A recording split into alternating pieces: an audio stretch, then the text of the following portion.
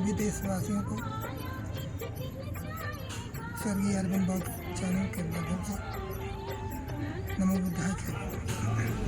साथियों, आज पाखंडवाद पर चर्चा करना है। पाखंडवाद का जड़ है कि मनुवाद के लोग और ग्रंथों में भी ग्रंथ से बताते हैं कि जन्म जायते शूद्र कर्म जायते ब्राह्मण। जन्म से सभी शूद्र होते हैं, कर्म से सभी ब्राह्मण होते हैं।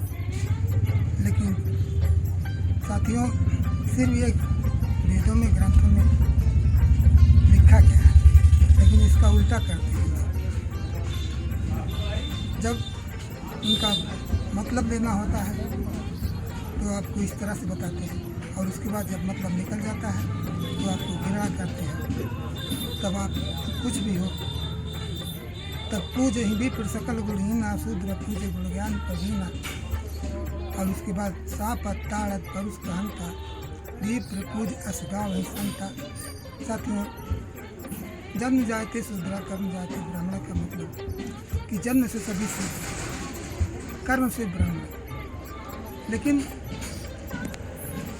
कर्म, मैं बता रहा हूँ कि कर्म बाबा साहब डॉक्टर भीमराव अम्बेडकर जी ने उनका क्या कर्म करा था। जब वो लंदन से आए डिग्री लेकर के, वो तो कर्म अच्छा किए, लेकिन यहाँ के चपरासी उनको धिक्कार दिया, उन्हें पानी नहीं दिया। यहाँ वीर एकलव्य तो जिसको ज्ञान नहीं दिया गया, लेकिन जब वो ज्ञान किसी तरह से पाया गया तो उसका अंगूठा काट दिया गया। यहाँ ज्योतिबा फूले राम तो पढ़े लिखे थे, कर्म से पढ़ लिख कर के उनको ब्राह्मण क्यों नहीं माना गया? क्यों उन्हें बारात से हमारे समाज में बेइज्जत किया गया? कबीर, रविदास गुरु होने के बाद उनको ब्राह्मण ने क्यों हत्या किया? कबीर को नीचा दिखाया गया, छत्रपति साहू जी महाराज को नीचा दिखाया गया, ज्योतिबा शिवाजी महाराज को नीचा दिखाया गया। इस तरह से ये कहने के लिए ग्रंथों में कुछ दिखाते हैं और करते कुछ हैं। इनका कहने का मतलब है पूजहि विप्र सकल गुणहीना।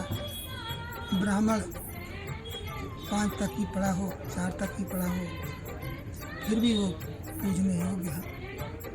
और शूद्र वो कितना भी पढ़ा लिखा हो, विद्वान हो, प्रकांड विद्वान हो, लेकिन वो पूजने का योग्य नहीं है, वो ब्राह्मण नहीं कहला सकता है। सापत ताड़त परुष का हंता पूज भी असगाव है संता। इसका मतलब कि ब्राह्मण आपको गाली देता है, मारता है, कटु वचन बोलता है, लेकिन फिर भी वह आप उसकी निंदा नहीं कर सकते हैं। वो प्रशंसनीय है, उसकी आपको पूजा करनी पड़ेगी। इसलिए हमारे समाज को इस तरह से तोड़ मोड़ करके ग्रंथों से, धर्म पुराण से मिला करके वो हम लोग को फिर तोड़ मोड़ करके हम लोग को नीचा दिखा देते हैं, हम लोग को एक बना देते हैं। फिर जब वक्त आता है तो हमें मार करके फिर भगा देते हैं। इस तरह से समाज में अब हम सबको मिल करके ये जो धर्म ग्रंथों में ये पंक्तियाँ हैं, इस पंक्तियों को हटाना ही पड़ेगा। नहीं तो आज नहीं कल नहीं, कभी ऐसा दिन आ जाएगा कि इसी पंक्ति को लेकर के वो हमारे बच्चों पर, हमारे आने वाली पीढ़ियों पर वो अपना हक जताया करके और हमें उन सब पर भी अपना दबाव बनाएंगे। और मेरे कहने का मतलब है ढोल गंवार शूद्र पसनारी सकल ताड़न के अधिकारी। अगर ये इस तरह से कहते हैं कि ताड़ना का मतलब शिक्षा होता है, तो जितने हमारे महापुरुष लोग थे, बाबा साहब के साथ क्या हुआ? ज्योतिबा फूले राव बच्चे के साथ क्या हुआ, उनकी मदद करना चाहिए था ना। ताड़ना का मतलब कि उनकी देखभाल, ताड़ जाइए। लेकिन एकलव्य के साथ क्या हुआ, छत्रपति साहू जी महाराज के साथ क्या हुआ,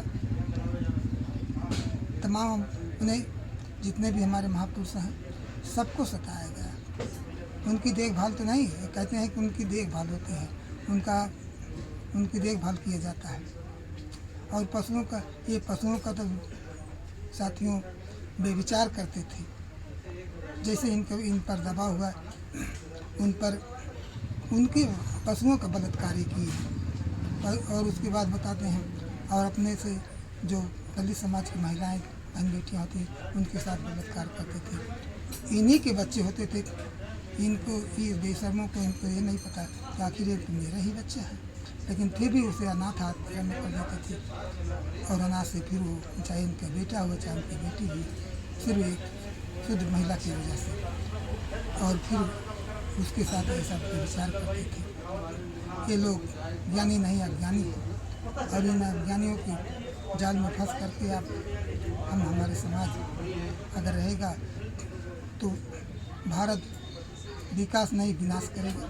इसलिए इन पाखंडियों से दूर होकर के आप वैज्ञानिक बने, ज्ञानी बने, विज्ञान का सहारा लें और सबसे ज़्यादा अपनी बुद्धि का प्रयोग करें, तब ये पाखंडवाद खत्म होगा। और इसी के साथ मैं अपनी बात समाप्त करता हूं। नमो बुद्धाय।